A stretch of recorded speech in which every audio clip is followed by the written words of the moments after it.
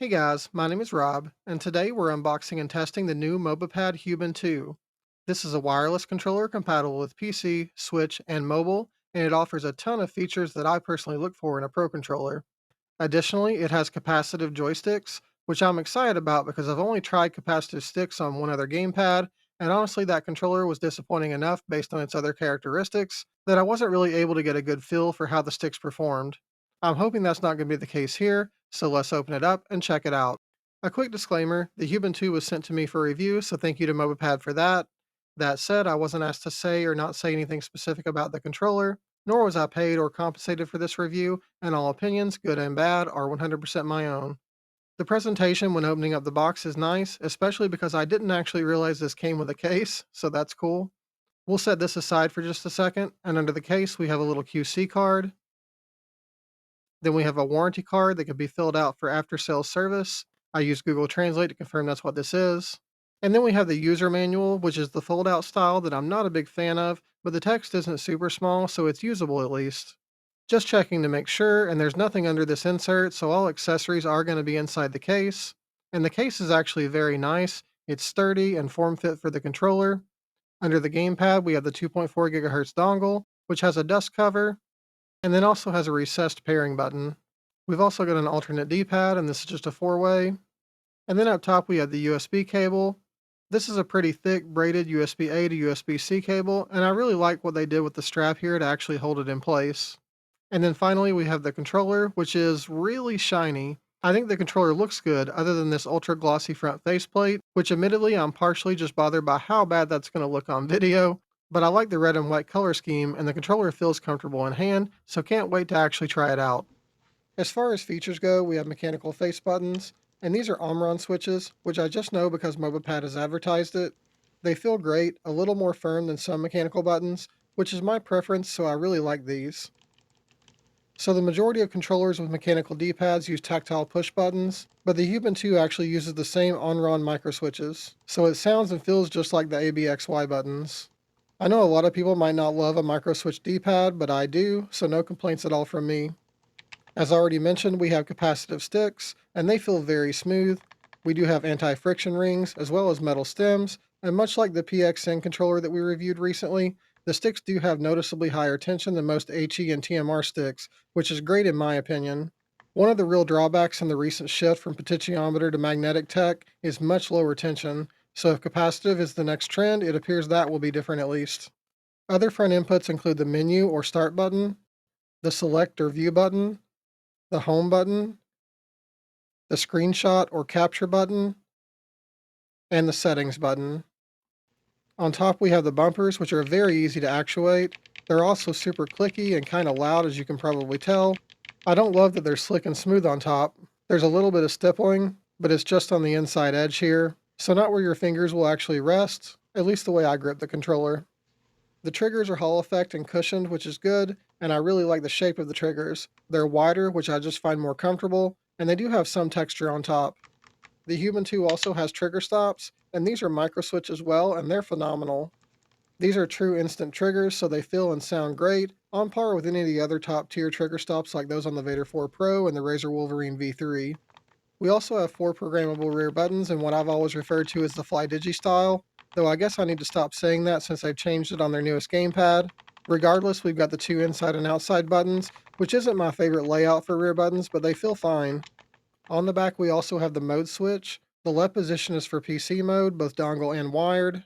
The center position is for Bluetooth connection, and the right position is for Nintendo Switch, both Bluetooth and wired. And then lastly on the back we have a reset hole here that can be used if you ever have major problems with the gamepad. I also just want to point out the grips. I think the dual tone might indicate to some people that these are rubberized, but that's actually not the case. They're just laser cut textured grips. They do feel good though, and I know not everyone wants rubberized grips because they do tend to wear and peel over time, but I wanted to make sure I mentioned it. Next we'll look at customization and settings, starting with the removable D-pad. It just clips on so it's very easy to pull off, and you can see the top or directional up has a notch to indicate the orientation, so it will only go on one way. As we saw earlier, it comes with a four-way D-pad as well, and it just clips into place. The faceplate is also removable. It's magnetic, and you do have to remove the circular D-pad to take off the faceplate, but the four-way D-pad can be left on. The joystick caps are also removable, though it didn't come with any additional caps, and I tried all the ones I have on hand from other gamepads, and none of those fit. With the base off, you can also get a look at the case silver capacitive modules if you're interested. For those that care, PlayStation control freaks fit the Huben 2, but they are a little tight. No damage was done to the stick cap putting them on and taking them off though. On the fly settings are a little limited on the Huben 2, and one thing you can't do is adjust the brightness of the Mobapad logo, though you can do it in the app, which we'll go over in just a moment. Out of the box, that logo is white in wireless mode and red in wired mode, but I opened the app to lower the brightness and change the color to red, and now it doesn't appear that I can set it separately in the two modes anymore, so if you care about them being different, I guess don't mess with the lighting settings in the app. As far as what you can change on the fly, holding the settings button and moving the left thumbstick up and down adjusts the vibration level, which by the way, the Huben 2 does have HD rumble, but I'm not the right person to test and evaluate that for you because I don't use vibration, I disable it in every gamepad I own. You can enable turbo by holding the setting or function button and pressing the desired input. The first time you do this enables manual turbo, meaning the button continuously fires while you hold it down.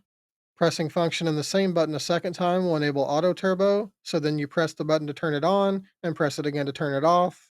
And then function plus that same button again will disable turbo completely. You can also change the turbo speed by holding function and moving the left stick left and right, and the logo light will flash to indicate the speed.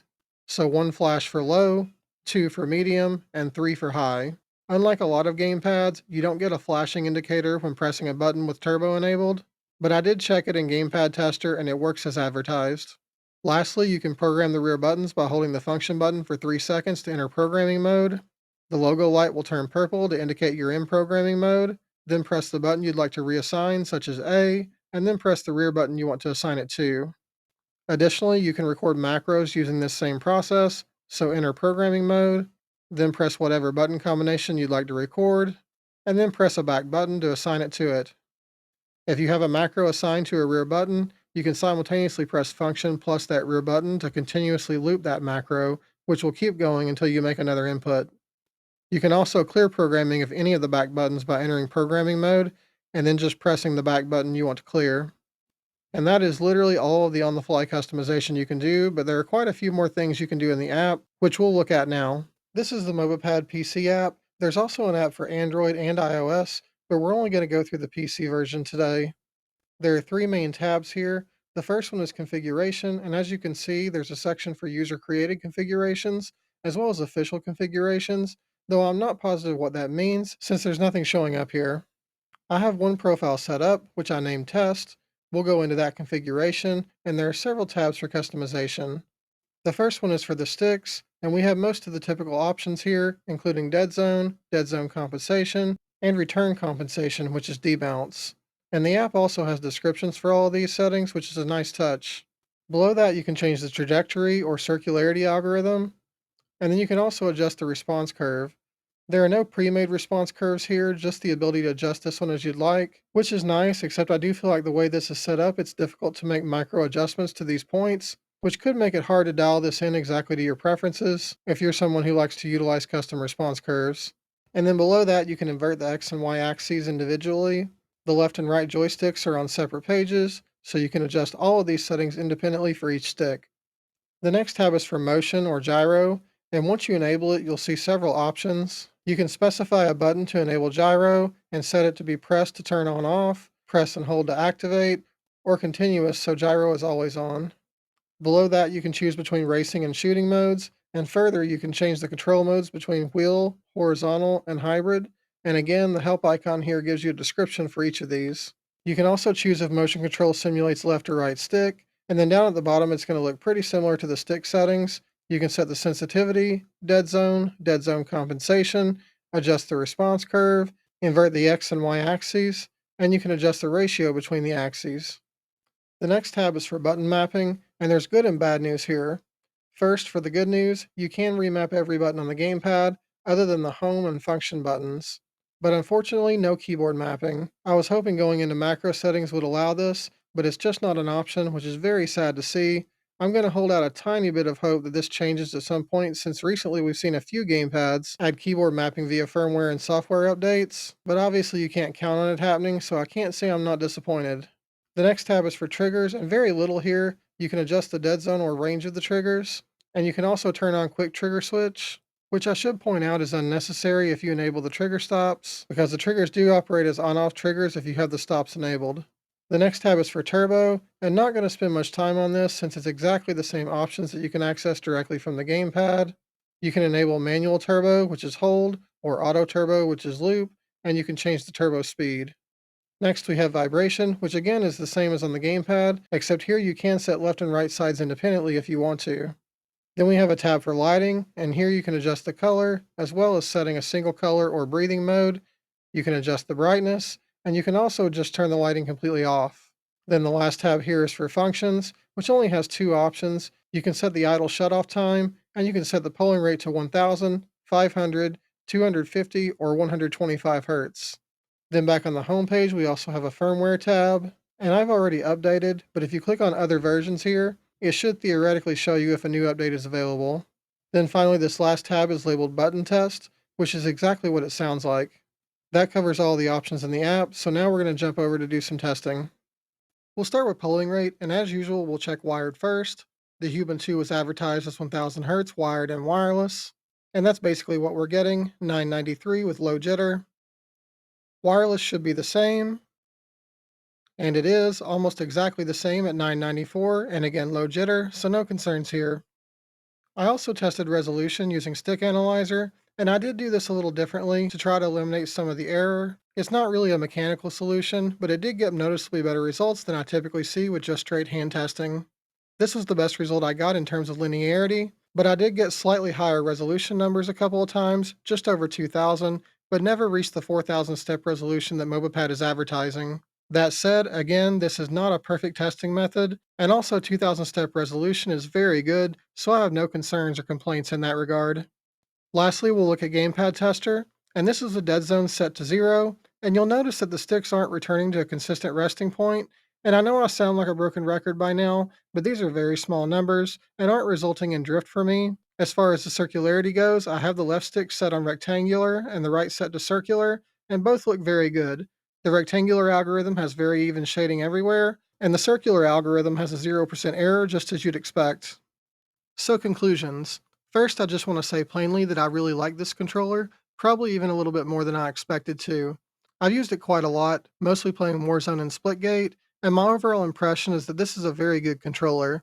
It feels like quality construction, there's no seam gaps, no squeaking or creaking, and overall it has a premium feel to it. Beyond that, it also performs well. The sticks feel very good, very accurate and responsive, and I love the higher tension in comparison to most of the gamepads I've been using recently. I'm not ready to declare that capacitive sticks are the wave of the future or anything, but they are definitely implemented well with the Huben 2. I also love the face buttons, the D-pad, and the trigger stops. I'm a big fan of microswitch buttons, and really my only complaint as far as inputs is the back buttons. And not because of the layout, I've gotten rather used to this layout due to so many gamepads using it in the last year or so, but I love the Omron switches that are used just about everywhere else, and I kinda wish we had those on the back buttons as well. Admittedly, that's pretty uncommon. The only gamepad I can think of offhand that uses microswitches for back buttons is the Blitz 2, but if I'm being picky, that's one change I wish I could make here. I also don't love the grips. I know I said the laser engraved grips feel fine, and they do, but they're a little aggressive, and in long gaming sessions, I have experienced just a little bit of discomfort, not enough that I felt the need to swap controllers or anything, but I do really wish Mobapad had went with rubberized grips, which is always my preference. The last real complaint I have about the Huben 2, and the only thing that will knock it down a tier for me, is also the one thing that is at least potentially solvable, which is the lack of keyboard mapping. I'm just spoiled on this. It's something that I really want on my main PC gamepad, so it's just very hard for me to overlook. I know this isn't something that matters to everyone, and also some people are okay with circumventing this using Steam input, etc., but again, it matters to me, so I'm mentioning it. I'm also going to give that feedback directly to Mobapad, and I'll inquire if there's any hope of seeing this feature added via future firmware updates, and if I get a definitive answer, I'll make sure to post that in the comments of this video.